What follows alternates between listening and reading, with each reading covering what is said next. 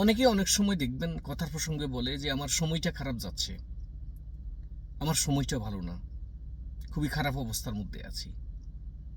এই কথাটার জবাবে আমি অনেক সময় বলি, সময় খারাপ তো সেই মানুষের যে মানুষ আইসিইউতে পড়ে আছে, যে মানুষ হসপিটালে শুয়ে আছে মাসে মাস, শরীরের অর্ধেক অঙ্গ তার উঠে না, অবশ হয়ে আছে, এক অঙ্গ চলে গেছে, প্যারালাইসিস হয়ে গেছে, অঙ্গহানি হয়েছে, তারই তো সময় খারাপ।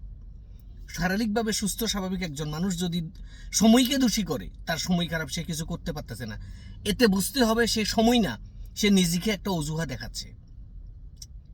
সে বেকার থাকার জন্য, অলসে সময় কাটানোর জন্য এটা একটা অজুহাত। সুস্থ স্বাভাবিক মানুষের কখনো সময় খারাপ হয় না। সময় খারাপ হয় ওই মানুষের যে মানুষের অঙ্গহানি হয়েছে, বিকলাঙ্গ একটা মানুষ, যে হুইল চেয়ারের উপরে নির্ভর হয়ে গেছে, তার সময় খারাপ।